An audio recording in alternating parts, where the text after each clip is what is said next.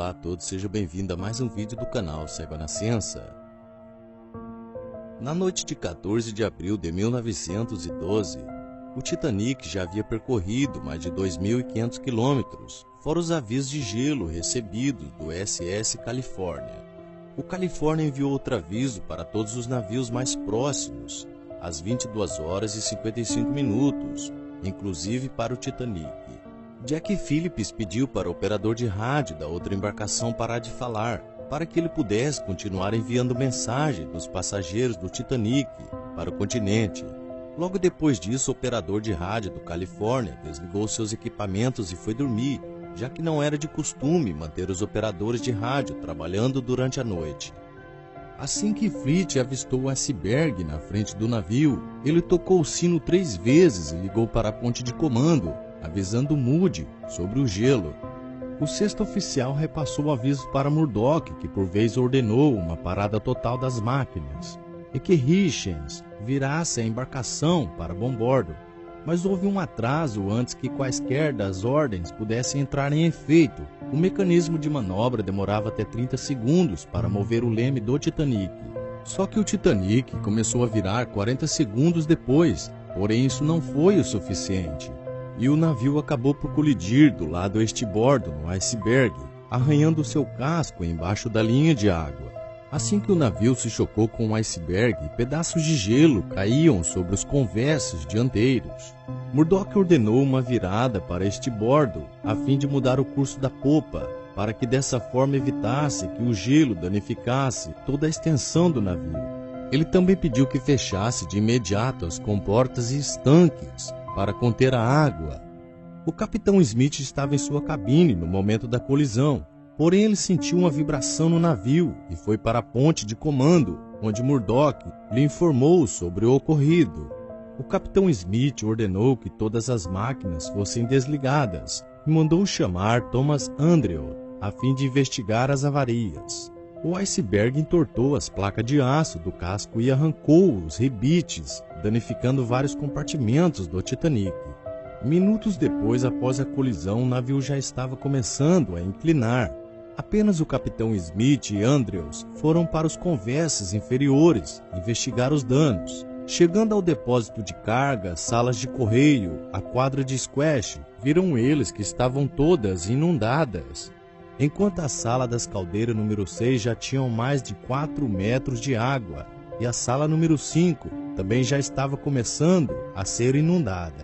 Estimam-se aproximadamente que 7 toneladas de água estavam entrando no navio por segundo, 15 vezes mais do que as bombas eram capazes de expedir.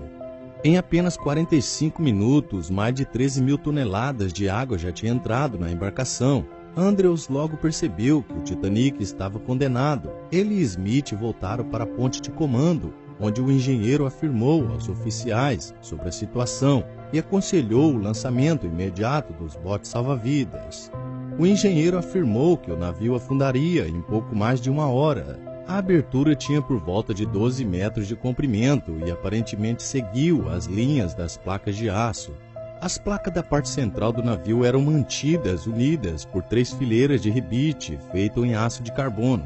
Porém, as placas da proa e da popa ficaram presas por 2 linhas de rebites feito em ferro forjado, que segundo os especialistas já estavam no limite de tensão antes mesmo da colisão. Os comissários no salão de jantar da primeira classe haviam sentido um tremor. Na hora eles pensaram que o tremor tinha sido causado pela quebra de uma das hélices do navio. Muitos passageiros da primeira e segunda classe sentiram a batida e o tremor, porém não sabiam o que estava passando. Passageiros da terceira classe, perto do local da colisão, sentiram o impacto da batida, bem mais diferente. O código Morse foi enviado pelos operadores de rádio do Titanic como pedido de socorro. Às 0 horas e 5 minutos, já do dia 15 de abril, o capitão Smith deu ordem para que os botes salva-vidas fossem preparados e que os passageiros fossem acordados. O capitão Smith também ordenou a Phillips e Bride que começassem a enviar pedidos de socorro e direcionassem os navios de resgate para uma posição de 21 quilômetros distante de onde o Titanic realmente estava. Os comissários de bordo logo foram bater de porta em porta, chamando os passageiros e pedindo para que eles fossem para os convéis dos botes. Os comissários da primeira classe cuidavam cada um apenas de algumas cabines, então eles podiam ajudar os passageiros a se vestirem e irem para os convéis. Os comissários da segunda e terceira classe tinham que percorrer por várias cabines rapidamente para acordar os passageiros e mandá-los colocarem coletes salva-vidas. Apesar das ordens, muitos passageiros e tripulantes estavam sem entender os pedidos por não acreditarem que o Titanic estava em perigo ou por não quererem sair no frio da noite. Não foi dito aos passageiros que o navio estava afundando, mas muitos perceberam que o navio já estava inclinando. No convés, a tripulação iniciou o preparo dos botes, porém era difícil de ouvir qualquer coisa devido ao barulho do vapor das caldeiras que estava sendo evacuado pelas chaminés. O som era tão alto que tiveram de usar sinais de mão para se comunicarem. Além disso, eles estavam mal preparados para uma urgência, já que o treinamento com os botes havia sido mínimo. Sabe-se que nenhum exercício de emergência havia sido realizado no Titanic desde a partida de Salt Thompson. Tudo isso foi piorado pela aparente indecisão e insegurança e paralisia do capitão Smith, que falhou em dar certas ordens. Ele não organizou a tripulação e negligenciou informações cruciais sobre a real situação do navio.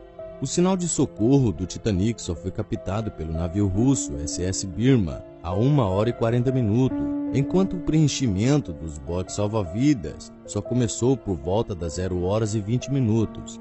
O segundo oficial Lightoller se dirigiu ao capitão Smith e sugeriu que a evacuação fosse iniciada com mulheres e crianças. Smith, ainda em estado de paralisia, concordou e disse: coloque mulheres e crianças e baixe-os. Lightoller assumiu o lançamento dos botes do lado bombordo, enquanto Murdoch ficou encarregado do lado estibordo. Entretanto, os dois homens interpretaram as ordens de maneira diferente. O primeiro oficial entendeu que eram mulheres e crianças primeiro, enquanto o segundo presumiu que eram mulheres e crianças apenas. Dessa forma, Lightoller lançava os seus botes caso não houvesse nenhuma mulher por perto para embarcar, enquanto Murdoch por vez permitia a entrada de homens, depois de embarcada todas as mulheres e crianças. Nenhum dos dois sabia a capacidade exata dos botes e temeram suportá-los. Assim, vários botes foram abaixados com menos da metade de sua capacidade total. Eles eram em sua enorme maioria membros da primeira classe. Smith sabia a necessidade de urgência de evacuação e correu pelo lado estibordo do convés superior, pedindo para as pessoas embarcarem.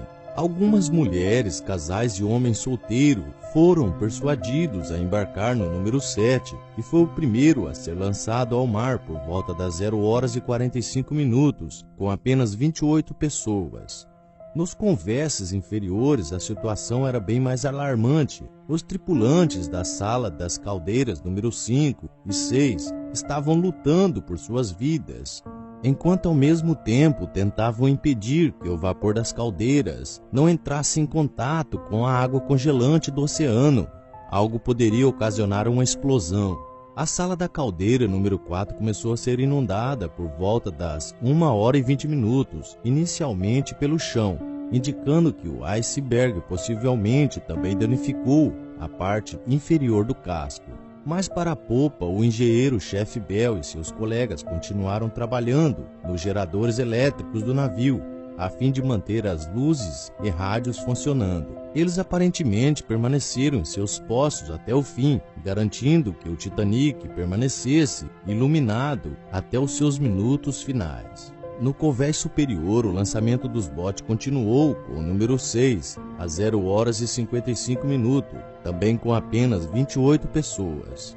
Os barcos continuaram a serem baixados em intervalos de alguns minutos em ambos os lados, porém a grande maioria estavam sem lotação total.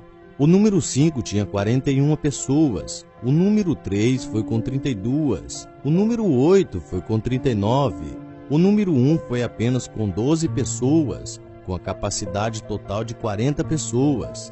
A evacuação não ocorreu calmamente e alguns passageiros até se feriram. A descida dos botes era muito perigosa. O número 6 quase foi inundado pelas águas que saía do navio.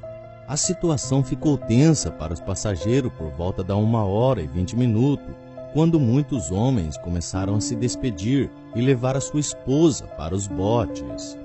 Fogos de artifício e sinalizadores eram disparados periodicamente para tentar atrair a atenção de algum navio por perto.